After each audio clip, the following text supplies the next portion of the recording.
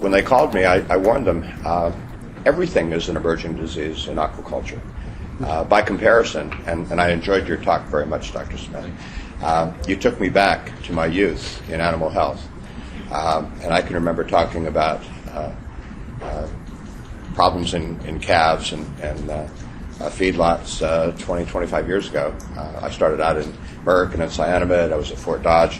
And our motto in those days was that whether an intensive agriculture is good for business, because we sold a lot of products and a lot of vaccines and a lot of basically technical services to try to help people through those periods. But my talk today, as I said, is much more general, and this is really much more of a survey. As we talk a little bit about aquaculture, it's a developing industry, and it's starting from basically the cultivation of what many of you would consider essentially wild animals. Genetic improvement is less than 10% of the populations of most of the cultured species, even at this point in time. And the old adage that any time that you have more than one of anything in proximity, you have a potential for disease spread and outbreak is certainly true. And the impact on aquaculture is that when it happens, it wipes out entire geographic areas of production. So for instance, and we'll talk about some examples, an outbreak of a shrimp virus in intensive shrimp production in the Far East might take Indonesia or Thailand out for 2 or 3 years. There are no treatments. Sometimes the diagnosis are poor. And the management varies from very sophisticated to basically mom and pops growing some shrimp in a pond, and they have no idea how many shrimp are in that pond. And the shrimp are sort of on their own. They're not even fed sometimes. So it's a very different world from the world that you just heard. And I'm going to sort of take you through it and talk to you about some of the pathogens and what I think some of the opportunities are. It's certainly an emerging market, if not emerging diseases. Okay, so most of these slides are just to remind me, but world aquaculture production is primarily a Far Eastern enterprise. China represents 61% of the total cultivated aquatic species. That's a huge number. Some of the common ones, of course, carp, shrimp, some salmon. When you go to India, you have intensive and some not so intensive shrimp production. You get way down to Norway, 1.7%. That's primarily salmon, perhaps one of the largest salmon producers in cultivated salmon in the world. The U.S. is a little tiny, less than 1% of global production. That in itself is to me an embarrassment. We have the technology, and in fact we provide the technology for developing aquaculture around the world. We do the training, we develop the products, we develop the technology and the management, and then we send it offshore where the various species are grown. What we do is we import. Atlantic salmon, for instance, in 2013 we imported about $2 billion worth of Atlantic salmon. That $2 billion represented about 270,000 tons of Atlantic salmon. And I'm making the distinction between the Atlantics and the Pacifics. But Atlantic salmon represents probably 60 to 70% of what's consumed in the United States. That's 100% cultivated species, and it's all imported, essentially. There are virtually probably less than 1% that are actually produced off the coast of Maine and our Atlantic North. So shrimp, much the same story. We import an enormous amount of shrimp. We import that from India, from Ecuador, from a variety of countries, which I think may be shown on the next slide. Where does it come from? Most of our salmon comes from Chile, but it also comes from Norway. It also comes from the Faroe Islands. It also comes from Canada. China, tilapia, major supplier. More than 70% of the tilapia that's consumed in the United States, very popular whitefish, is coming from China. We've never had a food safety concern coming from China, at least not in the last few days. But it's a significant issue, in my view, particularly when you think that we provide the technology and we have the resources. We have the water, we have the land. India, a major supplier of shrimp, about 20%. Look at the other countries: Indonesia, Mexico, Thailand, Vietnam, Ecuador. These are not developed countries. There are reasons why the industry has focused in these areas, but it's related to my story on emerging diseases. In many of these operations, these are fairly primitive cultivation systems. In some areas of India, it really is mom and pops, they're ponds, the shrimp are stocked. Sometimes they come from pathogen-free brood stock, sometimes they don't. The people who are growing them have no idea how many shrimp are in there, and many times they don't even feed them. The shrimp are on their own. After a while, they harvest whatever's in the pond, and sometimes they come up empty, and sometimes they come up with a good crop.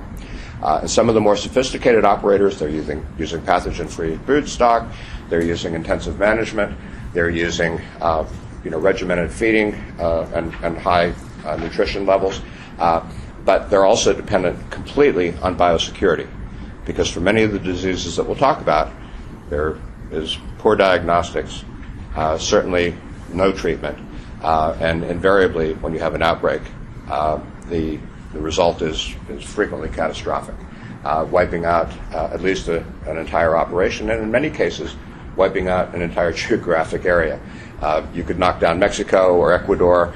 You could knock down the entire Pacific Rim with a single disease, an outbreak of Taura virus in shrimp, for instance, or white spot, or a disease like that. So there are significant issues.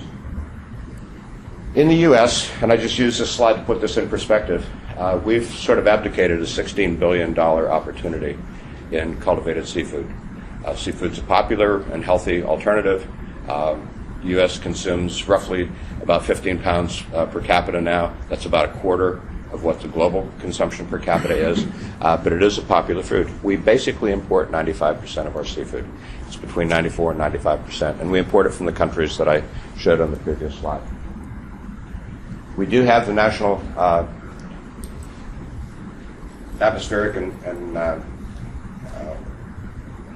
Oceanic and Atmospheric Administration. For some reason, it's hard for me to remember that acronym, and I don't know why. But in their statistics, is 91% was imported, 50% was produced by aquaculture. And that's true worldwide. About half the seafood that's consumed globally is produced by aquaculture. There's a good reason for that, too. If you look at wild-caught or basically capture fisheries, that's been flat at 90 million tons for about the last 20 years. What does that mean? Well, many of the economic species are depleted. They're at risk. They're threatened. Many of you will remember perhaps 30 years ago you could get a nice thick cod fillet. It was fairly common in restaurants. I grew up on it. Every Friday we had cod fillets. It was great. You don't find those anymore. Why? Because the Outer Banks cod fisheries was basically fished to depletion. The stocks weren't replaced. Now you can get a nice cod fillet if you happen to live in the Maritimes in Atlantic Canada. You don't get it here in Omaha. You don't even get it in western Pennsylvania where I'm from. And that's an example. That's happening to other species as well. And I don't say that to say that there's an apocalyptic extinction of major seafood, but there is a risk of overfishing and poor fisheries management worldwide. So that's why aquaculture, which has been growing at basically 7 to 8% per annum for the last 10 or 15 years, is supplying more and more of our seafood. And it's also a statistic that's produced by FAO and by the World Health Organization that in order to meet per capita and keep per capita consumption at current levels, aquaculture will basically have to triple in the next 20 years. So that is going to compound many of the issues associated with disease incidence and transmission and create an enormous opportunity. It's also going to represent, I believe, an opportunity for the United States, which is why I happen to be in a company that's supplying technology to the aquaculture industry, because the U.S. currently has a very small aquaculture component. We grow some catfish, we grow a few salmon off the coast of Maine, but for the most part, we've literally run the industry out of the United States for environmental reasons and for a variety of other reasons. And at the same time, we've overfished our stocks so that fisheries management becomes an important task for people like the National Oceanic and Atmospheric Administration. Whoops. A good place to start on this aspect is, are there a lot of drugs approved in aquaculture? And the answer is no. You can put them all on one slide. I apologize for the small print, and look at some of the drugs. Formalin. I don't consider formalin a drug. I don't think many of the people in this room do. But in a few slides, I'll show you some of the interesting levels of sophistication in aquaculture. There are the important part of this, hydrogen peroxide. Okay, there's an oldie but a goodie, oxytetracycline. There are some newer drugs, aquaflora, fluorophenical, and so forth. But my point is there are very few drugs approved in aquaculture.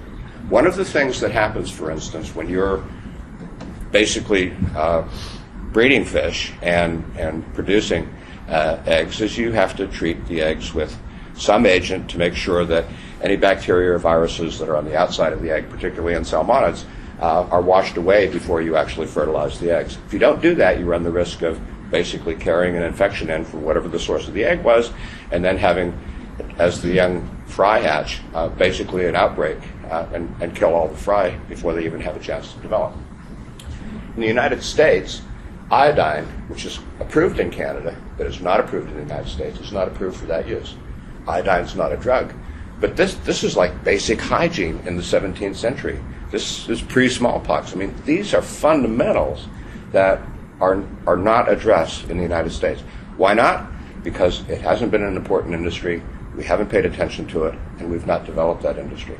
So one of the take-homes here is not to go through this in an extensive way, but to tell you the number of drugs approved is very small, and the level of sophistication of the veterinary medicine aspects of the treatment of cultivated species in the United States is at best primitive.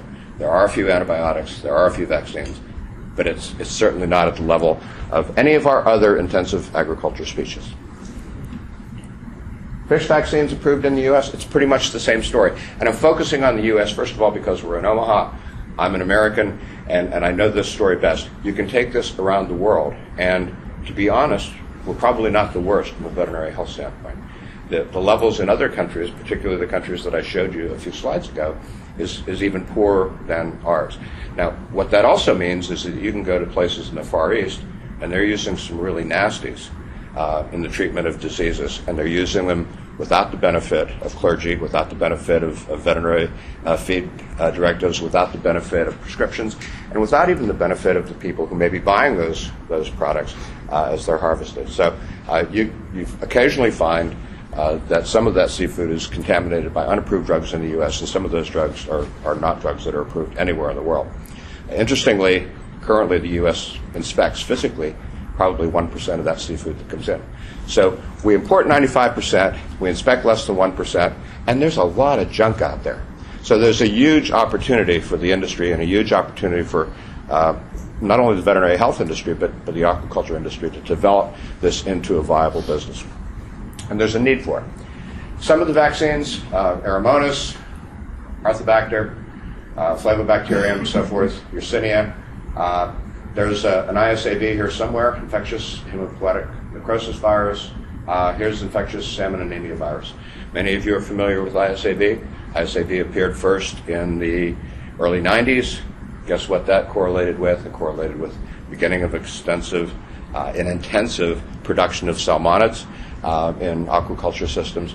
Again, once you have more than one of anything in a given place at a given time, you have a potential for risk for disease exposure and transmission. ISAB at various times has wiped out entire geographic areas of production, and the alternative has been biosecurity. Even with the production of this killed viral vaccine, and it's now used extensively, Chile, which was literally out of business for 5 years in the time from about 2007 to 2012, now has another outbreak of ISAB, and they are vaccinated. It doesn't mean that the vaccine is bad. It means that probably that the virus is mutating, that there are other issues, and so forth and so on. And I'll talk a little bit about ISAB as an emerging disease as we go through this. This is another, and I showed this slide to sort of emphasize the point that I made before. We're talking about basic hygiene. This is from the American Fisheries Society Fish Culture section. The compound and the indications: acetic acid, calcium chloride, ice. This is not high tech, ladies and gentlemen. This is not molecular biology. This is not modern medicine. This is basic hygiene. And I can make fun of it and joke about it. Here's iodine, egg surface disinfectant. It happens to be approved in Canada. I think it's approved in Norway. It is not approved in the United States, but yet people have to use it. If you're growing trout, you're growing salmonids, you're growing salmon, you basically have to use iodine to disinfect those eggs. If you don't, you're asking for trouble. And it's just a basic part of management. So, Another favorite here, onion, used to treat external crustacean parasites. Sea lice, those little tiny, and they're not lice at all, but the little tiny crustaceans that affect salmon cause major damage in the industry. It's an ongoing problem. I won't talk a lot about it today. It's a complex problem. But the opportunity to treat or prevent exists, and it's a significant problem in the industry. I'll focus more on bacterial diseases and viral diseases, but my point here with this slide is we're using basically fundamental 19th century methods to treat 21st century diseases. So, within the fin fish, let's just take a couple of examples. There are two DNA viruses here, HNV and RSIV. Then there's a bunch of RNA viruses, and I think ISAV is here. The International Animal Health Organization, NOAA, it requires reporting, and they provide a list of reportable diseases. Obviously, once you have an outbreak, you have a responsibility, as in any public health, veterinary health community, to report those diseases.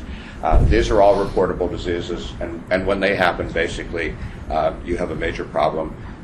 Your facilities shut down frequently, you depopulate. And many times, for instance, with ISAV, because it doesn't affect humans, they harvest early, they ship the fish off to market, and they sell them. Sometimes they don't have that opportunity. And I will talk a little more about ISAV in a moment. But my point here, there are vaccines for a few of these. Even the ones that exist are not widely used, and even the ones that are widely used aren't always effective for a variety of reasons. Shrimp viruses, and this is really a huge opportunity. These are some RNA viruses, yellowhead. They all have interesting names. Taura syndrome, infectious myonecrosis. Most of these are reportable. To be honest, these lower two, I'm not familiar with. I'm not a shrimp expert. We have a shrimp expert on staff, but the one that I am familiar with, Taura syndrome virus. If you have a Taura, or on the next slide you'll see a DNA virus, a white spot. When you have an outbreak of that, it's basically burn the hut and move. There's not a whole lot you can do.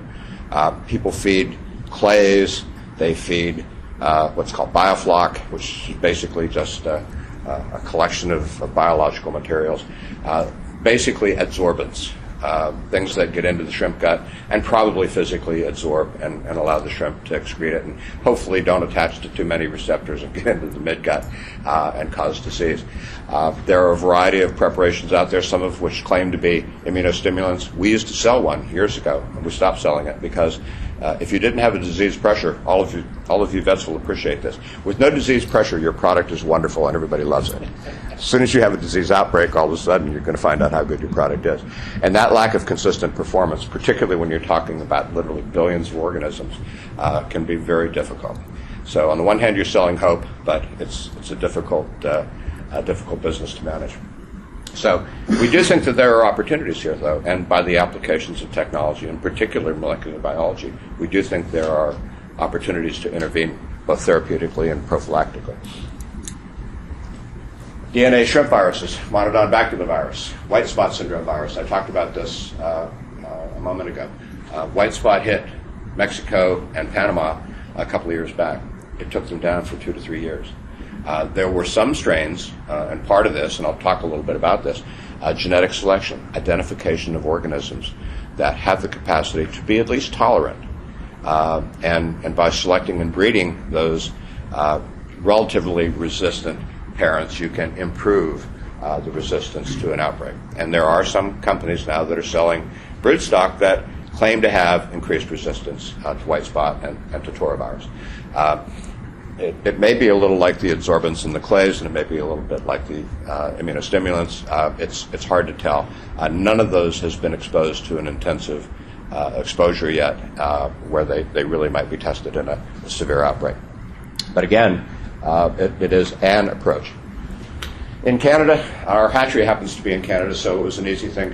In Canada, these are reportable diseases. CFIA and DFO share responsibilities. CFIA for international export of either germlines, germplasm, or organisms, eggs.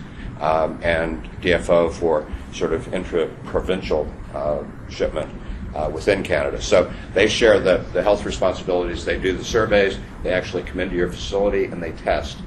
They test routinely for these organisms in shrimp, for finfish. Obviously, there's not a lot of shrimp grown in Canada, but one of the reasons I included this slide is this EMS.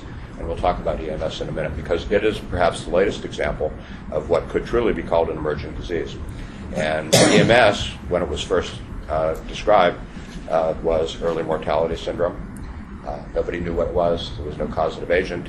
It took some period of time to develop a theory and then to turn that into sort of a Koch postulate where you could actually regenerate or cause disease by isolation of infectious agent and then treating sensitive animals. But again, EMS is devastating the shrimp industry, and it's beginning a little march around the world right now. And although there is a tentative diagnosis and a tentative causative agent, I think there's still a lot to be done. And Don Leitner's lab in Arizona is a leader in this area. This is what happens with EMS, and this is a slide that I stole from George Chamberlain from the Global Aquaculture Alliance. I didn't really steal it. He put it on the website after the Global Aquaculture meeting in Paris a few months back. And this was the sort of the expectation for global shrimp production. And with an emergence within literally the last 6 to 8 months of this disease, EMS, it knocked global shrimp production down about 23%. Below what they'd expect. But that doesn't sound like very much, 23%. When you think about that on a global level and you think about the quantities involved, that's a lot of dead shrimp. It's a lot of lost dollars. It's a huge problem for the industry, particularly when, up until now, it was mysterious. The shrimp were dying. It wasn't clear why. They could see the pathology, but they couldn't identify a causative agent. There were thoughts that it was a toxin. There were thoughts that it was nutritional. There were thoughts that it was environmental. There were thoughts that it was bacterial. And it turned out it was a little bit of some of all of the above. So early mortality syndrome was diagnosed. You can see the normal hepatopancreas, the atrophied hepatopancreas. Shrimp are fairly primitive organisms. They don't have white cells. They have hemocytes. They're basically spiders that live in the ocean. And they're not very sophisticated immunologically. They're not very sophisticated biologically. We like to eat them. We grow them in large quantities. And when they get sick, we really don't know very much about how to treat them. To my knowledge, there are not any shrimp vaccines out there, at least any that work. There are, as I said, some of these holistic approaches, feeding clays, feeding adsorbents and things like that. And there, I think, is the beginning of some hope that we may be able to develop either prophylactic or therapeutic agents for shrimp, and I'll talk a little bit about that. When these shrimp become infected, basically the whole pond goes down, and when you're in I always call them mom and pop, but let's say less intensive operation, not run by a big aquaculture company or a big international company. Basically a small grower growing in a pond. When it happens, it's mysterious. They don't know how many animals are in their pond to start with. They put the same nets in, they try to harvest them, and all they find are dead shrimp, or no shrimp. The larger operators keep tabs. They know what's in the water. Just they have a better idea. They're feeding them. They have managers. They have veterinarians out looking at the ponds and so forth. Some of these are huge operations, so they have a better idea. But still, when disease happens, all they can do is biosecurity. They can maybe close a facility, but there's not a whole lot of opportunity for intervention. So the challenge is you have intensive production. One of the benefits of aquaculture is you can now put basically desirable organisms in a high intensity production system so that you can grow them predictably, and hopefully you can grow them in a sustainable way. In some instances, with what is happening in some systems like salmon, you can grow them in large recirculating systems, tanks if you will. These are basically on land. It's a recirculating system where you control the water, you control the introduction of nutrients, you control the introduction of any materials. So you can manage, you can keep the pathogens out, you don't have sea lice problems, for instance. You can manage bacterial levels, you can manage all the other components, and you can prevent the introduction of potential opportunistic viruses or any other pathogen. If you're in sea cages, which is the conventional way to grow salmon, you're exposed to whatever's in the water. You're exposed to wild populations, viruses that can be transmitted, can even be moved by currents. So you may be in the south of Chile, maybe down in the Puerto Montt area where a lot of the salmon production is, most of the salmon production. And if you have an ISAV outbreak 2 kilometers down, a few days later it's going to be up the coast, and a few days later it's going to be up the coast. As I said, Chile was a well-managed salmonid aquaculture center. It's a major supplier of Atlantic salmon to the United States. But when they had an ISAV outbreak, it literally wiped them out. It took it down something like 70% of their, at the time, current production, and it kept it down for nearly 5 years. And how did they solve the problem? They insisted that everybody depopulate. They were more selective about where they put the leases, where the guys could put their sea cages. It was all biosecurity. There was a mad rush to develop vaccines. Novartis is one of them. The vaccines, when they were developed, had a reasonable efficacy. As you know, no vaccine is 100%. But it was a good vaccine. It's not a bad vaccine. But one of the problems with the orthomyxoviruses, of which ISAV is a member of that family, they're like influenza viruses. They mutate. There are non-pathogenic strains that are carried and almost undetectable. We've developed methods to detect those for obvious reasons. We're in the salmon business. But there is a non-pathogenic form that resides in the genome of many of the stocks that are around the world. There's a potential for mutation, and probably the most likely cause for some of these outbreaks is the mutation to a virulent form, a highly pathogenic form, or even worse, sometimes a not so highly pathogenic form that is still virulent and capable of causing disease and death or poor production. We had such an outbreak back in 2009 in a closed hatchery. We'll never know how we got it, but we did. When it happened, we had one tank that had a few fish die. You always have a few fish die in any facility. Doesn't matter what you're raising. And I started to get calls. Well, we had 50 fish die today. That's a lot. For us, it's a lot. 70 fish next week. We had all the fish health experts in, we had all the Canadian agencies in, we had all the consulting veterinarians in. The one thing they assured us is we did not have ISAV. And the reason that they wanted to rule that out is if you're growing salmon, that's the one that you worry about, infectious salmon anemia virus. They thought it was nutritional, they thought it was a toxin, they thought it was coming from our wells because we're on well water. The one thing that all the experts were certain about was that it was an ISAV. This went on for 2 or 3 months. 50 fish, 60 fish, 70 fish. Finally, I said to the guys, develop the most sensitive PCR assay that you can, and just assay until you go through the whole population. And let's look really hard for every known variant. And when we did that, we started to find some positives. And guess where we found the positives? In the part of our hatchery where we were having outbreaks, where we were having deaths. And as we started to find those fish, we started to send them off to the pathologists. We had access to one of the world's best salmonid pathologists who went back and looked at the old sections. He went back and looked at the blocks that he'd cut and went back and looked at some of the samples that we'd given him early on. And sure enough, there it was, ISAV.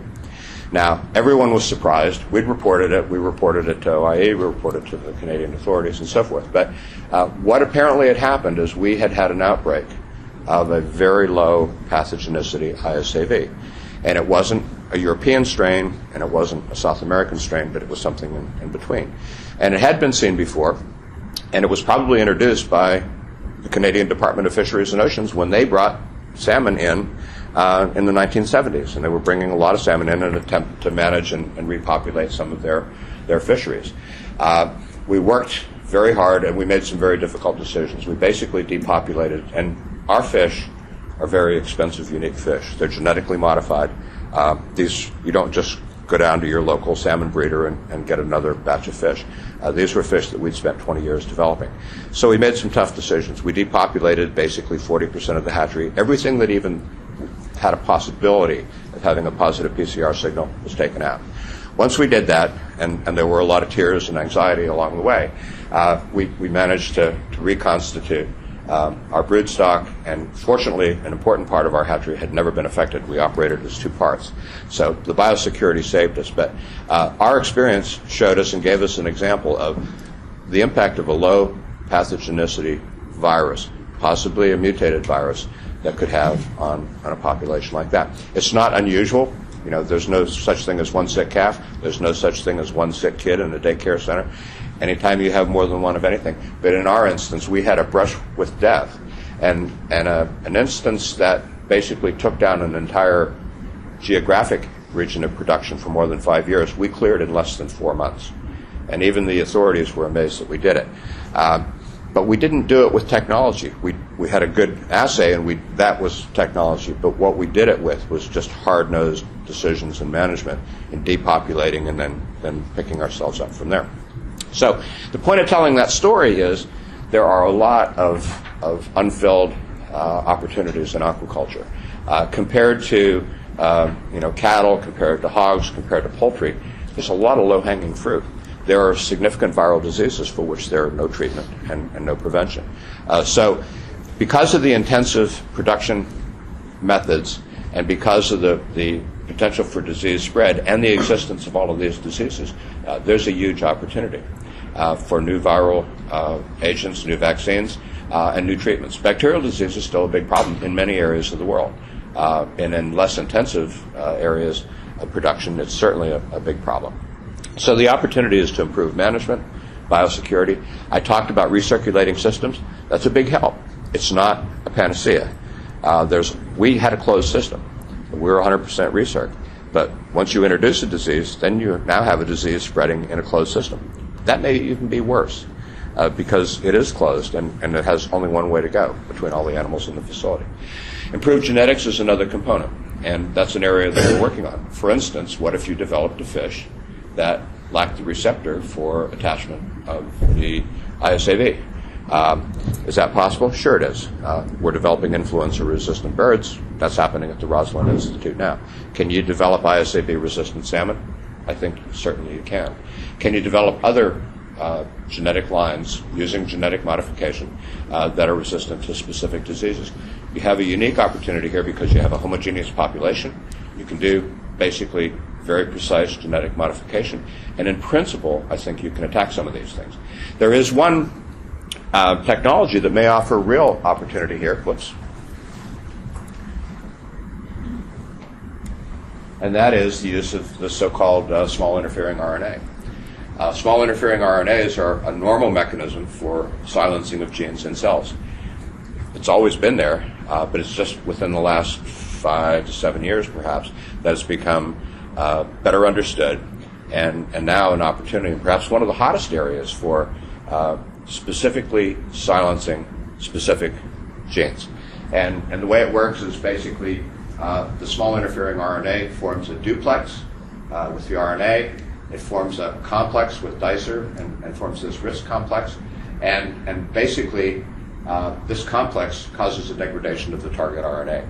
So if you have a virus, whether it's a DNA or an RNA virus, and it's producing a messenger RNA, and you have this siRNA that's complementary to that, you can, in effect, prevent replication of that virus. You can do a lot of other things with it. It's the hottest topic in human medicine for gene silencing in cancer and gene silencing in various diseases and so forth. But think of the possibilities if you had complementary sequences to white spot genes, for instance, whether they're genes that are involved in replication or epitopes.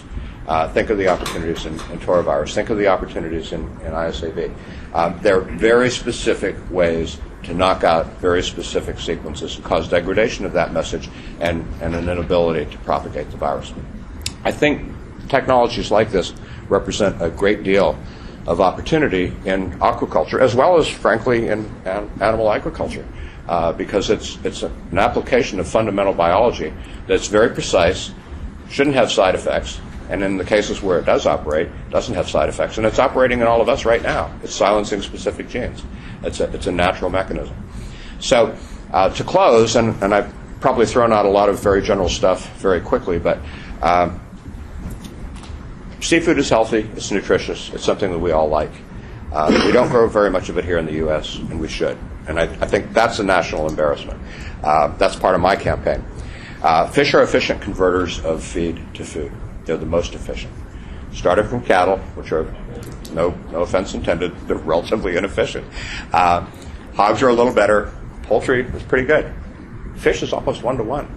Our fish convert feed to food, to useful protein, literally a 1-to-1 basis. Our fish, AquaBounty's fish, are about 25% more feed efficient than the natural or the unmodified Atlantic salmon. So we have an additional benefit. And my nutritionists tell me that we may even go below that 1-to-1, and that's basically a calculation issue because you basically do it on a dry matter basis. But having a feed conversion of less than 1 always kind of mystifies me and blows my mind. It seems like it's too good to be true. But again, it's an artifact of the arithmetic. But it is an opportunity, and again, it's a wonderful source of a very healthy protein. So the last component I'd make is, again, comparing to the other industries.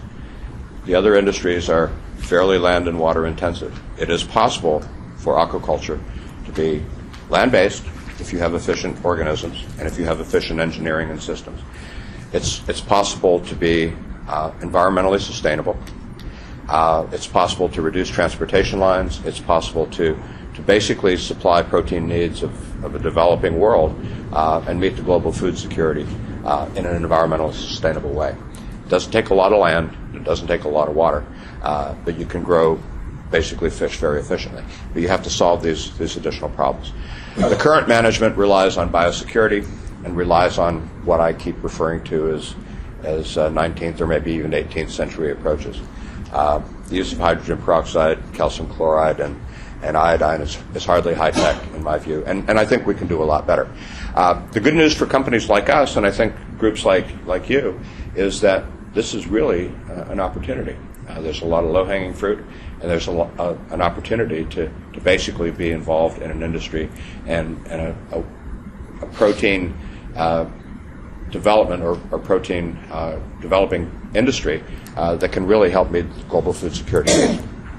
The outbreak of those diseases, I'll remind you, once again, for the 20th time, once they happen, literally at the present time, you're done. It can change the global markets overnight, and it can affect the supply of this important and desirable food product for a very, very long time. And what happens when that occurs? When Chile went down, we started to buy more salmon from Norway. The price was higher. The Norwegians loved it, but the price was higher and the availability was lower. Those dynamics will never change. Availability and price and demand are always linked, as you very well know. So there are opportunities for novel approaches. There are huge opportunities in disease prevention and treatment, and I hope I've at least given you some idea that aquaculture, I hope, has a role in future food production.